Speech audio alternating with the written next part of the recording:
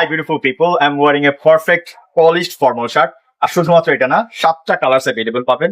প্রতিটা কালারই গর্জিয়াস হবে। এটা হচ্ছে অ্যাশ কালার, যেটা আপনি ব্ল্যাক এর সাথে পড়তে পারবেন। এন্ড দেন এটা একটা লাইট কালার। টেক্সচার গুলো দেখেন, খুবই গর্জিয়াস টেক্সচার। প্রাইসটা 50% অফে মাত্র 1225 টাকা।